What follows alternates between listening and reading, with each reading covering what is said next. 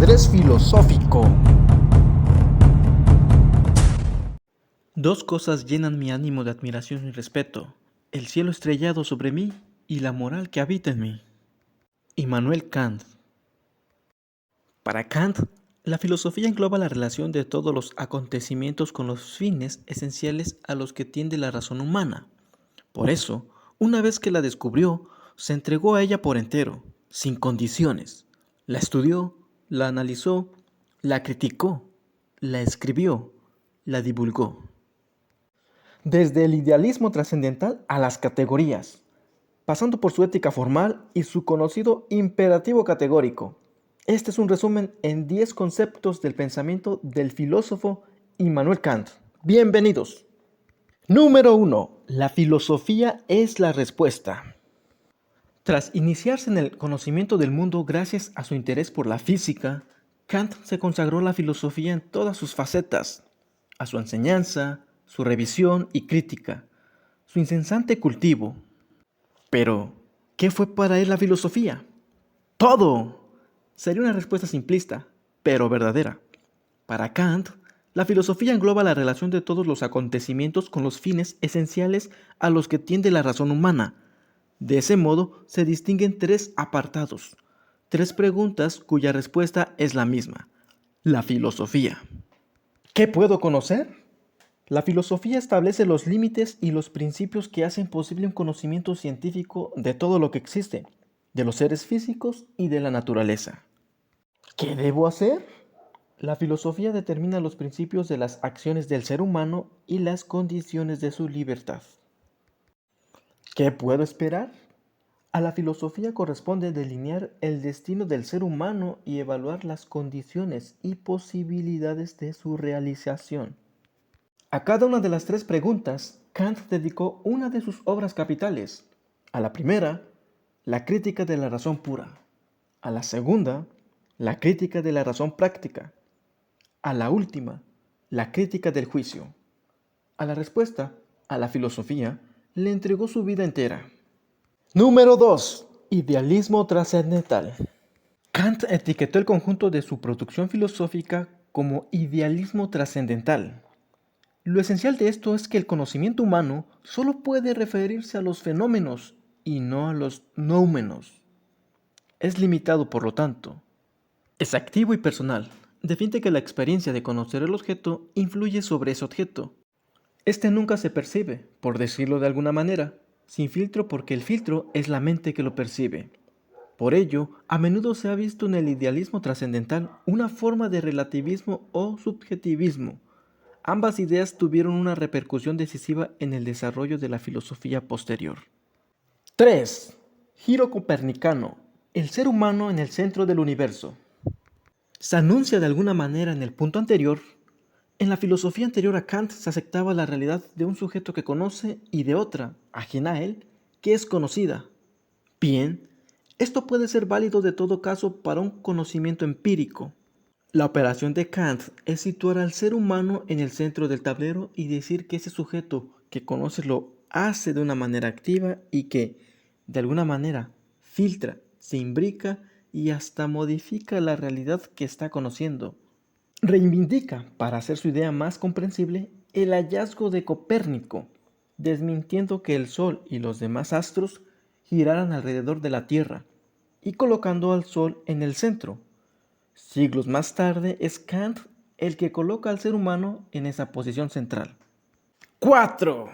A priori, a posteriori. Estos términos, básicos en el idioma kantiano, están relacionados con la posibilidad del conocimiento y también con la moral. En el primer caso, el término a priori se aplica a todo aquello que no procede de la experiencia, sino que tiene que ver con las facultades propias del sujeto cognoscente. Se refiere a condiciones universales y necesarias y son, además, previas a la experiencia. Kant creyó que la matemática y la física pura tienen un origen a priorístico, como también lo tienen las coordenadas espacio-tiempo. Las condiciones a posteriori o empíricas, por contra, son particulares, fácticas y contingentes. De ese modo, existen juicios a priori, que son verdaderos sin necesidad de recurrir a la experiencia. Que el todo, por ejemplo, es mayor que las partes, es un juicio evidentemente verdadero sin que haya que medir ni el todo ni las partes. Sin embargo, existen juicios a posteriori que solo pueden ser verdaderos si se hacen comprobaciones. De nuevo, los primeros son universales y necesarios, no así los segundos. La extensión de las características de los juicios a priori en el ámbito de la moral dará lugar al imperativo categórico. 5. Fenómeno versus noúmeno. La distinción entre fenómeno y noúmeno es clave a la hora de entender el sistema kantiano. Con fenómeno, Kant designa el objeto del conocimiento empírico y objetivo, lo que aparece o se muestra al sujeto que conoce, para aquello que conocemos sin que exista una transcripción material o sensible. Kant empleó el término noúmeno o cosa en sí. El noúmeno, por tanto, es lo que no puede ser reconocido ni por la intuición sensible ni intelectual. Ya que el conocimiento se limita a los fenómenos, no hay conocimiento de las cosas en sí, al menos a través de la razón teórica. Su campo es el de la razón práctica. Solo a través de la experiencia de la moral se muestran accesibles los noúmenos. 6. Kant. Ética formal. La ética puede ser de dos tipos, material o formal. Las primeras, mejor dicho, pues tienen diversos contenidos. Son empíricas porque esos contenidos proceden de la experiencia. Tienen preceptos condicionales, abocados a conseguir fines y son heterónomas. El sujeto se determina mediante leyes ajenas a sí mismo o su propia razón. La ética de Kant las rechaza. Rechaza el contenido que le puede otorgar la experiencia, la determinación que establezca unos fines o cualquier ente externo al sujeto. Kant es un tipo formal y su ética también lo es. La ética kantiana no tiene fines y no determina lo que debemos hacer. La ética de Kant se centra en cómo debemos actuar. ¿Y cómo hemos de actuar?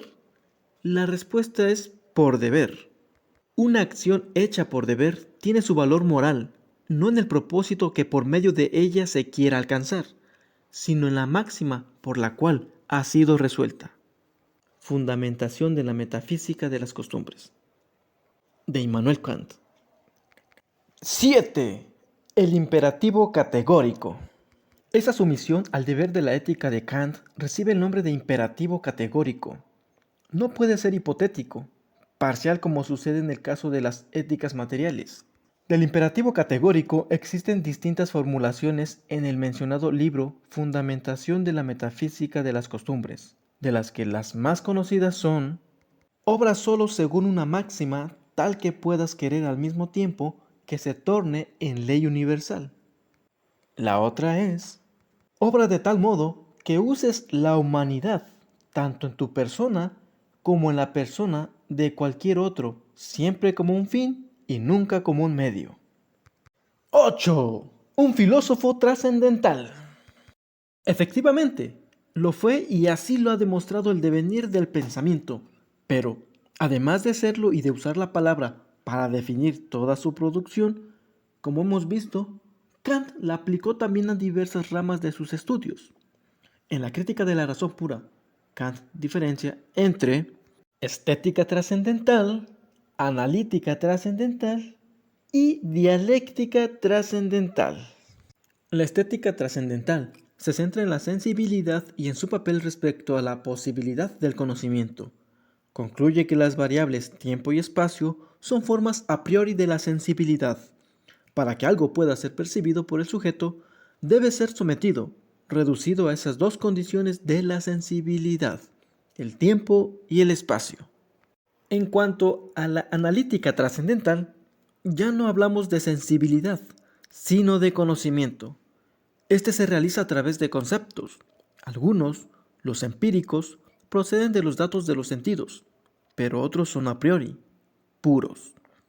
A estos, Kant los denomina categorías y los define como aquellos conceptos que hacen posible pensar los objetos. Los tocaremos en detalle en el siguiente epígrafe. Y por último, la dialéctica trascendental. se centra en la razón y en la posibilidad, o no, de la metafísica. Si la razón, en su infatigable búsqueda de las causas últimas y el origen de las cosas, no es limitada, acabará entrando en el terreno de la metafísica, esto es, de nociones como el alma, el mundo o Dios.